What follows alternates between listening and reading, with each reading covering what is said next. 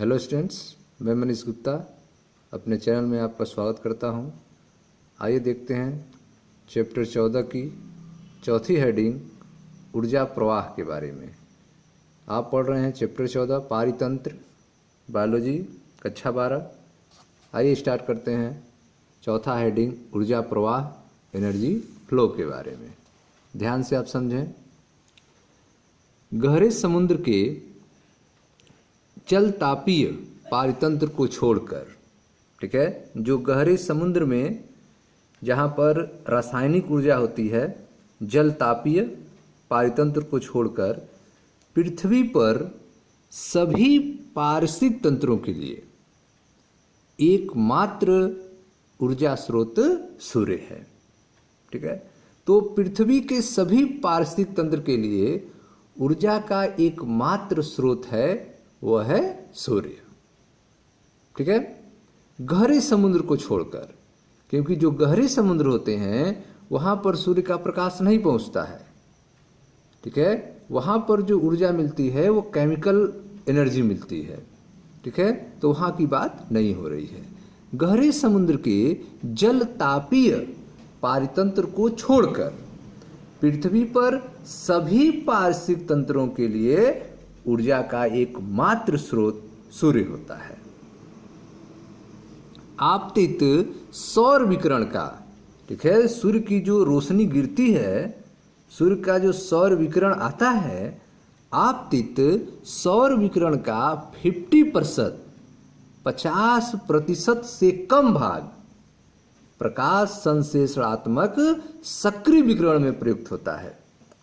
ठीक है, तो सूर्य की जो भी विकिरण आती है उसका 50% से भी कम भाग जो है प्रकाश संश्लेषणात्मक सक्रिय विकिरण में प्रयुक्त होता है। तो आप देख रहे हैं ऊर्जा प्रवाह के बारे में। गहरे समुद्र के जल तापीय पारितंत्र को छोड़कर पृथ्वी पर सभी पारिस्थितिक तंत्रों के लिए एकमात्र ऊर्जा स्रोत सूर्य है। आपतित सौर विकिरण का 50% से कम भाग, आपतित सौर विकिरण का 50% से कम भाग प्रकाश संश्लेषणात्मक सक्रिय विकिरण में प्रयुक्त होता है। ठीक है, हम जानते हैं कि पादप एवं प्रकाश संश्लेषण तथा रासायनिक संश्लेषण जीवाणु अर्थात स्वपोषी सूर्य की विकिरित ऊर्जा को सरल अकार्बनिक पदार्थों से आहार तैयार करने में लगाते हैं, यूज करते हैं। ठीक है, तो आप देख रहे हैं कि जो पादप हैं, प्लांट्स हैं, वे प्रकाश संश्लेषण के द्वारा, रासायनिक संश्लेषण के द्वारा जो जीवाणु हैं वे सूर्य की विकिरित ऊर्जा को सरल अकार्बनिक पदार्थों से आहार तैयार करने में लगाते हैं। सरल अकार्बनिक पदार्थों से भोजन तैयार करने में लगाते हैं, यूज करते हैं। सूर्य के विकिरित ऊर्जा का यूज।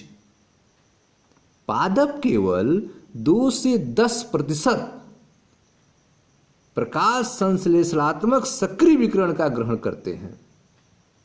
पौधे जो हैं वे केवल 2 से 10% प्रकाश संश्लेषणात्मक सक्रिय विकिरण को ग्रहण करते हैं, और यही आंशिक मात्रा की ऊर्जा जो 2 से 10% है, यही आंशिक मात्रा की ऊर्जा संपूर्ण विश्व का संपोषण करती है।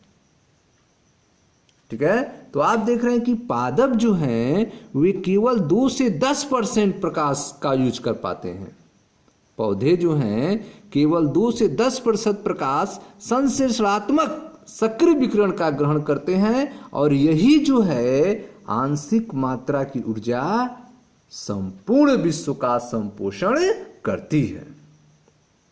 अतः यह जानना अत्यंत महत्वपूर्ण है कि पादपों द्वारा ग्रहण की गई सौर ऊर्जा एक पारिस्थितिक तंत्र के विभिन्न जीवों के माध्यम से किस प्रकार प्रवाहित होती है। ठीक है, तो पौधों के द्वारा जो सूर्य की ऊर्जा को ग्रहण किया गया है वह एक पारिस्थितिक तंत्र के विभिन्न जीवों के माध्यम से वह ऊर्जा किस प्रकार प्रभावित होती है, इसके बारे में आपको जानना है। ठीक है, तो आप देख रहे हैं कि गहरे समुद्र के जल तापी पायतंत्र को अगर छोड़ दिया जाए तो पृथ्वी के सभी पारिस्थितिक तंत्रों के लिए एकमात्र ऊर्जा का जो स्रोत है वह सूर्य है। ठीक है, आपतित सौर विकिरण का 50% से भी कम भाग प्रकाश संश्लेषणात्मक सक्रिय विकिरण में प्रयुक्त होता है। ठीक है, आप जानते हैं कि पादप अर्थात पौधे एवं प्रकाश संश्लेषण तथा रासायनिक संश्लेषण जो जीवाणुओं के द्वारा होता है, सूर्य की विकृत ऊर्जा को सरल अकार्बनिक पदार्थों से आहार तैयार करने में लगाते हैं। पादप केवल 2 से 10% प्रकाश संश्लेषणात्मक सक्रिय विकिरण को ग्रहण करते हैं और यही आंशिक मात्रा की ऊर्जा संपूर्ण विश्व का संपोषण करती है। ठीक है, अतः यह जानना अत्यंत महत्वपूर्ण है कि पादपों द्वारा ग्रहण की गई सौर ऊर्जा एक पारिस्थितिक तंत्र के विभिन्न जीवों के माध्यम से किस प्रकार प्रवाहित होती है। देखिए ध्यान से, पृथ्वी के सभी जीव आहार के लिए प्रत्यक्ष या अप्रत्यक्ष रूप से उत्पादकों पर निर्भर रहते हैं। ठीक है, तो पृथ्वी के सभी जीव जो हैं वे आहार के लिए डायरेक्ट या इनडायरेक्ट तरीके से उत्पादक पर निर्भर रहते हैं। अतः आप पाएंगे कि सूर्य से उत्पादकों की ओर और फिर उपभोक्ता की ओर ऊर्जा का प्रवाह एक दिशीय होता है। ठीक है, तो सूर्य से जो ऊर्जा है वह उत्पादकों के पास पहुंचती है और उत्पादक से ऊर्जा जो है फिर उपभोक्ता के पास पहुंचती है। अर्थात ऊर्जा का जो प्रवाह है वह यूनिडायरेक्शनल होता है, एक दिशीय होता है। ठीक है, आगे देखिए ध्यान से,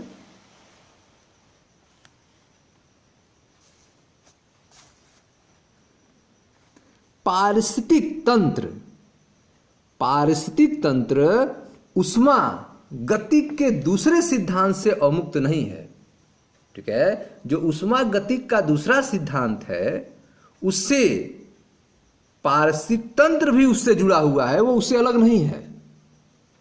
पारिस्थितिक तंत्र उष्मा गतिक के दूसरे सिद्धांत से अमुक्त नहीं है। उन्हें निरंतर ऊर्जा की आपूर्ति की आवश्यकता होती है ताकि वे अपेक्षित अणुओं का निर्माण कर सकें, अपेक्षित अणुओं को संश्लेषित कर बढ़ती हुई अव्यवस्थापन के प्रति सर्वव्यापी प्रवृत्ति से संघर्ष कर सकें। ठीक है, तो आप देख रहे हैं कि जो पारिस्थितिक तंत्र है वह भी उष्मागतिकी के दूसरे सिद्धांत से मुक्त नहीं है।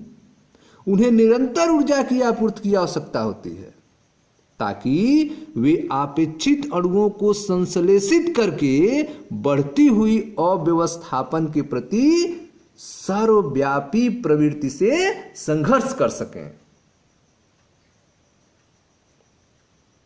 पारिस्थितिक तंत्र की शब्दावली में हरे पादप को उत्पादक कहा जाता है। पारिस्थितिक तंत्र की अगर बात की जाए, उस भाषा की बात की जाए, तो जो हरे पादप होते हैं उनको उत्पादक कहा जाता है। स्थलीय पारिस्थितिक तंत्र में, जो स्थलीय पारिस्थितिक तंत्र है, स्थलीय पारिस्थितिक तंत्र में शाकी और काष्ठीय पादप प्रमुख उत्पादक होते हैं।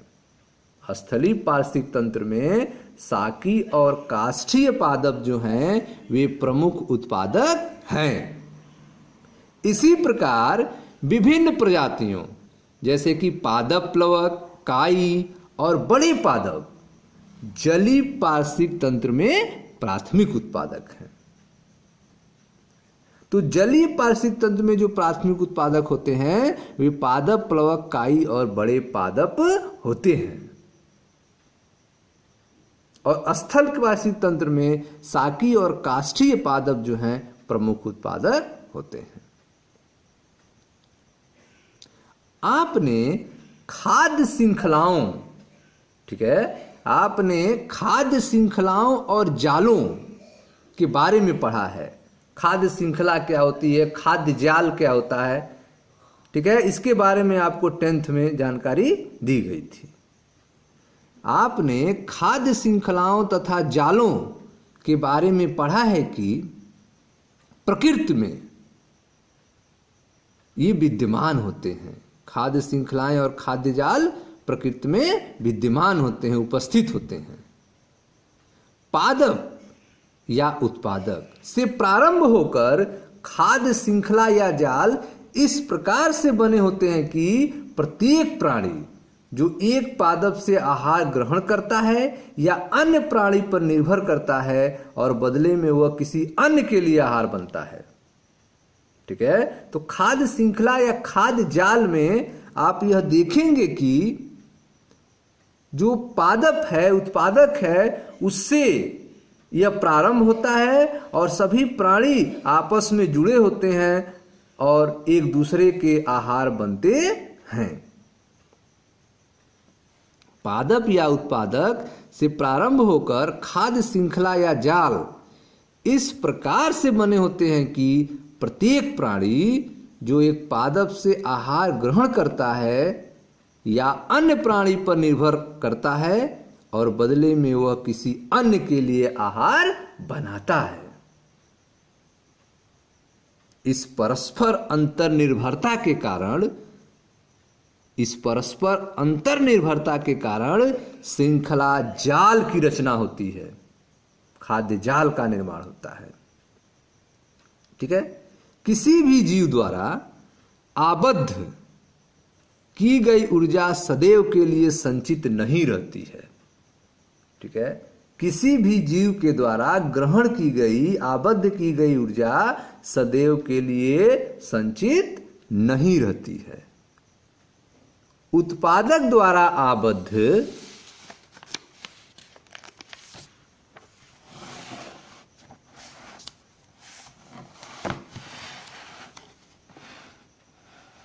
देखें ध्यान से, उत्पादक द्वारा आबद्ध की गई ऊर्जा या तो उपभोक्ता को भंज दी जाती है या वह जीव मृत हो जाती है, ठीक है। उत्पादक के द्वारा जो दी गई ऊर्जा है या तो उपभोक्ता को ट्रांसफर हो जाती है या वह जीव मृत हो जाती है। एक जीव की मृत्यु अपरद खाद्य श्रृंखला या जाल की शुरुआत होती है। एक जीव की मृत्यु से अपरद खाद्य श्रृंखला या जाल की शुरुआत होती है।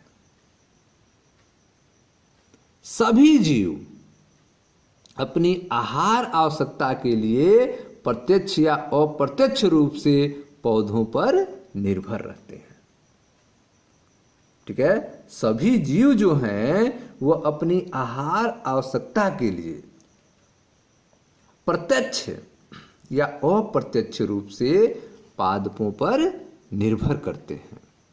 अतः इन्हें उपभोक्ता तथा परपोषित भी कहा जाता है। और यदि वे उत्पादक पादपों से आहार पूर्ति करते हैं तब उन्हें प्राथमिक उपभोक्ता कहा जाता है, ठीक है। यदि वे उत्पादक पौधों से अगर भोजन लेते हैं तब उनको प्राथमिक उपभोक्ता कहा जाता है, ठीक है। तो सभी जीव अपनी आहार आवश्यकताओं के लिए प्रत्यक्ष या अप्रत्यक्ष रूप से पादपों पर निर्भर रहते हैं, पादपों पर निर्भर करते हैं। अतः इन्हें उपभोक्ता तथा परपोषित भी कहा जाता है। और यदि वे उत्पादक पादपों से आहार पूर्ति करते हैं। यदि वे उत्पादक पादपों से आहार पूर्ति करते हैं तब उन्हें प्राथमिक उपभोक्ता कहा जाता है। और अगर एक पशु दूसरे पशु को खाता है तो उसे द्वितीयक उपभोक्ता कहा जाता है। ठीक है, तो अगर जो पौधा उत्पादक है उसी उत्पादक पादप को अगर कोई जीव खाता है तो उसको प्राथमिक उपभोक्ता कहेंगे। ठीक है, अगर पशु पशु को खाता है, वह पशु जो पेड़ों को खाता हो या उसके उत्पाद को खाता हो तो उसको द्वितीयक उपभोक्ता कहा जाता है। ठीक उसी प्रकार से आप तृतीयक उपभोक्ता भी हो सकते हैं।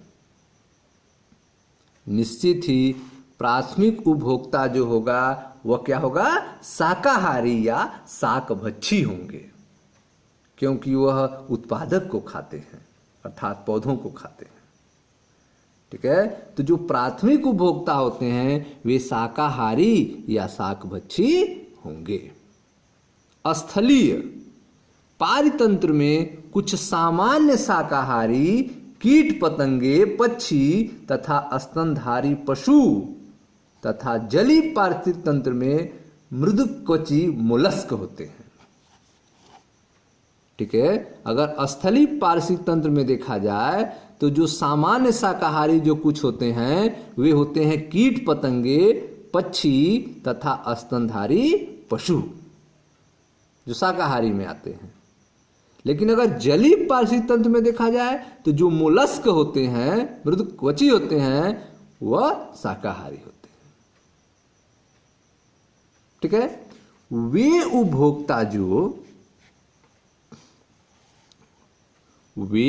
उपभोक्ता जो शाकाहारी जीवों से आहार पूर्ति करते हैं वे मांसाहारी या मांसभक्षी होते हैं। ठीक है, वे उपभोक्ता जो शाकाहारी जीवों से आहार पूर्ति करते हैं वे मांसाहारी या मांसभक्षी होते हैं, या इन्हें प्राथमिक मांसभक्षी कहना अधिक उपयुक्त होगा, यद्यपि इन्हें द्वितीयक उपभोक्ता कहते हैं। ठीक है, वे पशु जो आहार के लिए प्राथमिक मांसाहारियों पर निर्भर करते हैं उन्हें द्वितीयक मांसभक्षी के रूप में जाना जाता है, नामित किया गया है। ठीक है, वे पशु जो आहार हेतु प्राथमिक मांसभक्षियों पर निर्भर करते हैं उन्हें द्वितीयक मांसभक्षी के रूप में नामित किया गया है। एक साधारण खाद्य श्रृंखला यहां देखें ध्यान से, घास जो है उत्पादक होता है जिसको बकरी खाती है। बकरी जो है प्राथमिक उपभोक्ता है, शाकाहारी है। ठीक है, उसके बाद मनुष्य जो है द्वितीयक उपभोक्ता है। ठीक है, आगे देखें ध्यान से। एक अन्य प्रकार की खाद्य श्रृंखला को अपरद खाद्य श्रृंखला के नाम से जाना जाता है, जो मृत कार्बनिक सामग्री से प्रारंभ होती है। ठीक है, मृत कार्बनिक सामग्री से जो खाद्य श्रृंखला स्टार्ट हो रही है उन्हें क्या कहेंगे, अपरद खाद्य श्रृंखला। अपरद खाद्य श्रृंखला। ठीक है, एक अन्य प्रकार की खाद्य श्रृंखला को अपरद खाद्य श्रृंखला के नाम से जाना जाता है, जो मृत कार्बनिक सामग्री से प्रारंभ होती है। यह अपघटकों से बना होता है। ठीक है, यह जो अपरद खाद्य श्रृंखला है जो मृत कार्बनिक सामग्री से प्रारंभ होती है, यह अपघटकों से बना होता है, जो कि मुख्यतः कवक एवं बैक्टीरिया के रूप में परपोषित जीव होते हैं। अपघटक जो होते हैं वे मुख्यतः कवक और बैक्टीरिया के रूप में परपोषित जीव होते हैं। ठीक है, ये मृत कार्बनिक सामग्री या अपरदों के खंडन द्वारा अपेक्षित ऊर्जा एवं पोषण प्राप्त करते हैं। ठीक है, तो जो कवक और बैक्टीरिया हैं ये मृत कार्बनिक सामग्री या अपरदों के खंडन के द्वारा अपेक्षित ऊर्जा और पोषण प्राप्त करते हैं।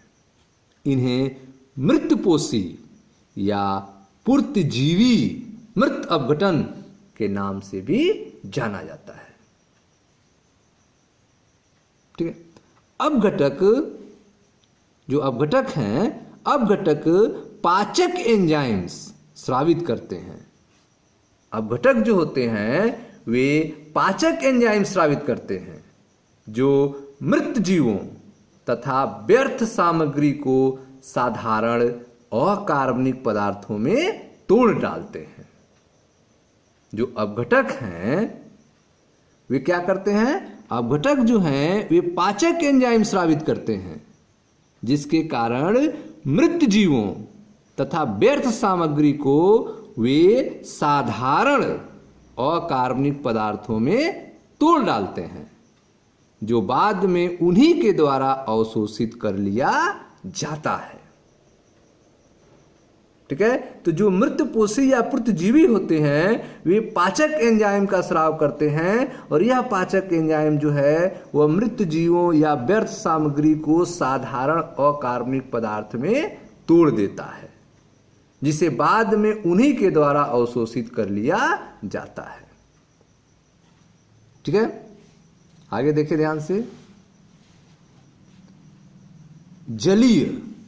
जलीय पारितंत्र में चारण, जलीय पारितंत्र में चारण खाद्य श्रृंखला ऊर्जा प्रवाह का प्रमुख साधन है। जलीय पारितंत्र में चारण खाद्य श्रृंखला ऊर्जा प्रवाह का प्रमुख साधन है। इसके विरुद्ध स्थलीय पारिस्थितिक तंत्र में जीएफसी की तुलना में अपरद खाद्य श्रृंखला द्वारा कहीं अधिक ऊर्जा प्रवाहित होती है। ठीक है, तो जो जलीय पारिस्थितिक तंत्र है, जलीय पारितंत्र में चारण खाद्य श्रृंखला ऊर्जा प्रवाह का महत्वपूर्ण साधन होता है। जलीय पारितंत्र में चारण जो है वह खाद्य श्रृंखला ऊर्जा प्रवाह का महत्वपूर्ण साधन है। इसके विरुद्ध जो स्थलीय पारितंत्र है, जो स्थलीय पारिस्थितिक तंत्र है उसमें जीएफसी की तुलना में अपरद खाद्य श्रृंखला द्वारा कहीं अधिक ऊर्जा प्रवाहित होती है। कुछ स्तरों पर अपरद खाद्य श्रृंखला को चारण खाद्य श्रृंखला से जोड़ा जा सकता है। ठीक है, कुछ स्तरों पर अपरद खाद्य श्रृंखला को चारण अर्थात चराई खाद्य श्रृंखला से जोड़ा जा सकता है। अपरद खाद्य श्रृंखला के कुछ जीव, अपरद खाद्य श्रृंखला के कुछ जीव चारण खाद्य श्रृंखला पशुओं के शिकार बन जाते हैं। अपरद खाद्य श्रृंखला के जो कुछ जीव हैं वे चारण खाद्य श्रृंखला पशुओं के शिकार बन जाते हैं और एक प्राकृतिक पारिस्थितिक तंत्र में कुछ जीव जंतु जैसे कि काकरोच, तिलचट्टे और कौवे आदि सर्वभक्षी होते हैं। एक प्राकृतिक पारिस्थितिक तंत्र में कुछ जीव जंतु जैसे कि काकरोच और कौवे आदि सर्वभक्षी होते हैं, वे सब कुछ खाते हैं। खाद्य श्रृंखलाओं का यह प्राकृतिक अंतर संबंध एक आहार जाल का निर्माण करता है। ठीक है, खाद्य श्रृंखलाओं का यह जो एक प्राकृतिक अंतर संबंध आप देख रहे हैं एक फूड वेव का निर्माण करता है, आहार जाल का निर्माण करता है। आहार पूर्ति के संबंध के अनुसार, आहार पूर्ति के संबंध के अनुसार सभी जीवों का प्राकृतिक वातावरण या एक समुदाय में अन्य जीवों के साथ एक स्थान होता है। ठीक है, आहार पूर्ति संबंधों के अनुसार सभी जीवों का प्राकृतिक वातावरण या एक समुदाय में अन्य जीवों के साथ एक स्थान होता है। सभी जीव अपने पोषण या आहार के स्रोत के आधार पर आहार श्रृंखला में एक विशेष स्थान ग्रहण करते हैं। ठीक है, सभी जीव जो हैं अपने पोषण या आहार के स्रोत के आधार पर आहार श्रृंखला में एक विशेष स्थान ग्रहण करते हैं, जिसे पोषण स्तर के नाम से जाना जाता है, ट्रॉफिक लेवल के नाम से जाना जाता है। ठीक है, तो आप देख रहे हैं कि आहार पूर्ति संबंध के अनुसार सभी जीवों का प्राकृतिक वातावरण या एक समुदाय में अन्य जीवों के साथ एक स्थान होता है, एक प्लेस होता है। सभी जीव अपने पोषण या आहार के स्रोत के आधार पर आहार श्रृंखला में एक विशेष स्थान ग्रहण करते हैं, जिसे पोषण स्तर कहते हैं, ट्रॉफिक लेवल कहते हैं। उत्पादक प्रथम पोषण स्तर में आते हैं। उत्पादक जो होते हैं वे प्रथम पोषण स्तर में आते हैं, जबकि शाकाहारी जो हैं वे द्वितीय पोषण स्तर में आते हैं, और मांसाहारी जो हैं वह तीसरे पोषण स्तर में आते हैं। ठीक है, उत्पादक प्रथम पोषण स्तर में आते हैं, शाकाहारी, ठीक है, शाकाहारी अर्थात प्राथमिक उपभोक्ता द्वितीय अर्थात दूसरी, और मांसाहारी अर्थात द्वितीयक उपभोक्ता तीसरे पोषण स्तर से जुड़े होते हैं, संबंधित होते हैं। देखिए ध्यान से, यह एक आप चित्र देख रहे हैं, चित्र संख्या 14.2। एक पार्श्विक तंत्र में पोषण स्तर का आरेखीय निरूपण। एक पार्श्विक तंत्र में पोषण स्तर का यह एक आरेखीय निरूपण है, जिसमें आप देख रहे हैं प्राथमिक उत्पादक यह पहली पोषण स्तर है अर्थात पादप है, जिसमें पादप, प्लवक, घास और वृक्ष आते हैं। द्वितीयक पोषण स्तर पर शाकाहारी आते हैं, जिन्हें प्राथमिक उपभोक्ता कहते हैं, जैसे कि जंतु, प्लवक, टिड्डे और गाय। तीसरी पोषण स्तर पर मांसाहारी आते हैं, जिसे द्वितीयक उपभोक्ता कहते हैं, जैसे कि पक्षी, मछलियां और भेड़िया। ठीक है, चतुर्थ जो उपभोक्ता हैं वो चौथी पोषण स्तर के होते हैं, जो उच्च मांसाहारी होते हैं, जिसमें मनुष्य और शेर आता है। ठीक है, तो यह आपका एक पार्श्विक तंत्र में पोषण स्तर का आरेखीय निरूपण है, जिसमें प्राथमिक पोषण स्तर पे पादप, द्वितीयक पोषण स्तर पे शाकाहारी, तृतीयक पोषण स्तर पे मांसाहारी और चौथे पोषण स्तर पर उच्च मांसाहारी आते हैं। ठीक है, तो आगे ध्यान दें, यहां पर ध्यान देने योग्य महत्वपूर्ण बात यह है कि उत्तरोत्तर पोषण स्तरों पर ऊर्जा की मात्रा घटती जाती है। जैसे जैसे आप पहली पोषण स्तर से दूसरे पोषण पर, तीसरे, चौथे पहुंचेंगे, तो जैसे जैसे आप ऊपर जाएंगे ऊर्जा की मात्रा घटती जाती है।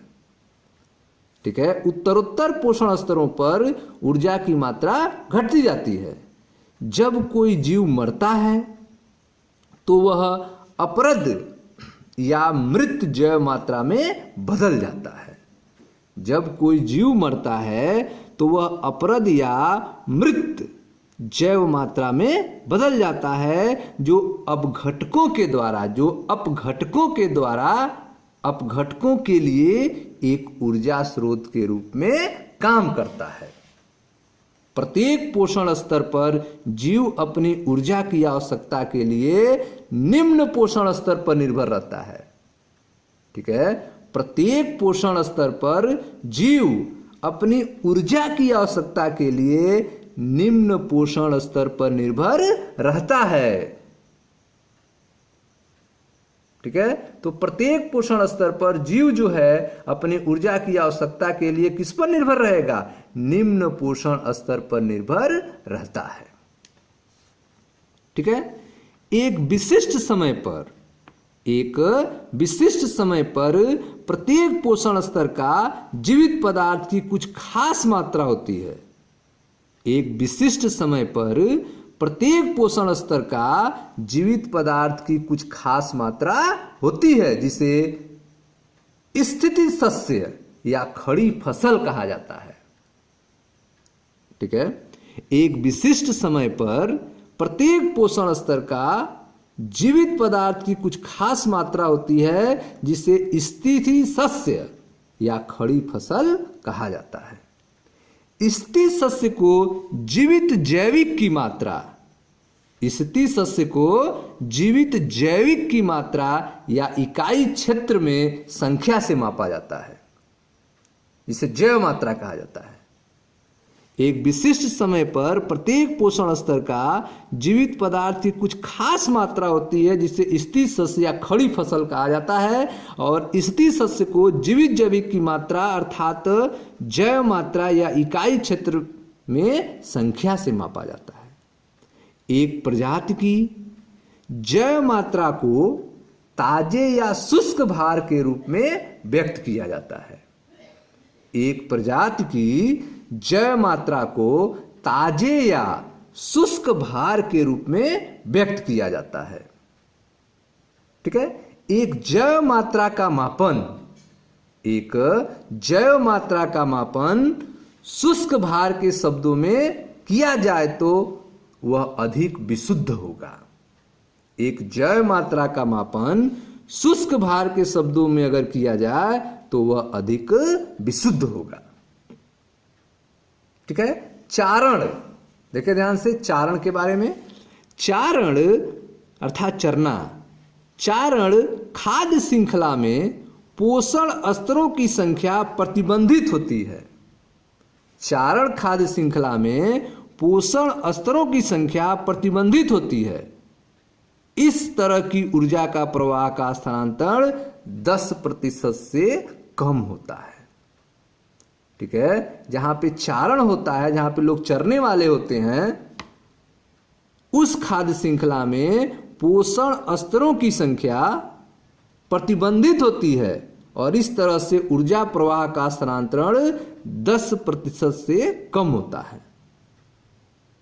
ऊर्जा प्रवाह का स्थानांतरण 10% कम होता है और प्रत्येक निम्न पोषण स्तर से ऊपर का पोषण स्तर पर केवल 10% ऊर्जा प्रवाहित होती है।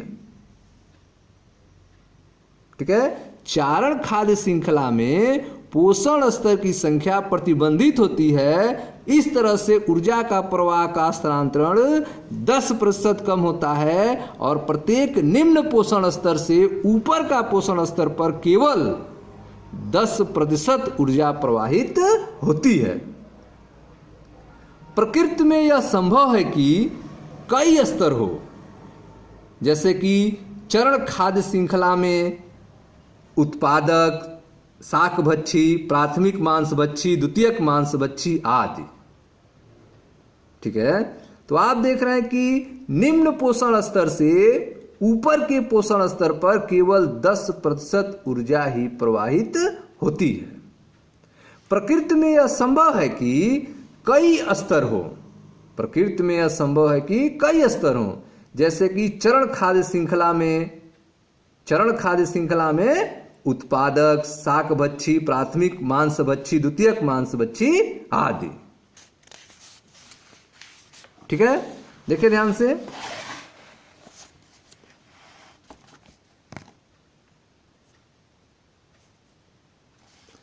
यह आप देख रहे हैं चित्र 14.3, विभिन्न पोषण स्तरों में से होता हुआ ऊर्जा का प्रवाह। ठीक है, विभिन्न पोषण स्तरों से होता हुआ ऊर्जा का प्रवाह।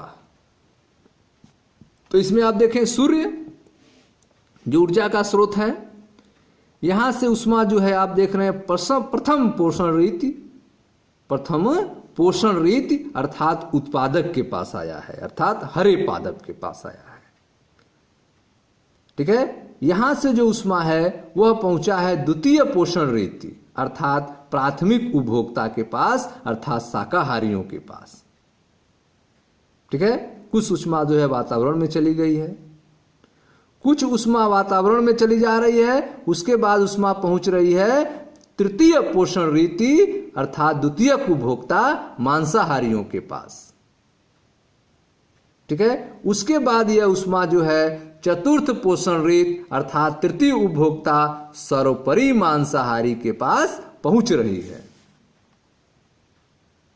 ठीक है, सर्वोपरि मांसाहारी से यह ऊष्मा कुछ वातावरण में चली जा रही है, फिर जो है इन जीवों के पास आ रही है।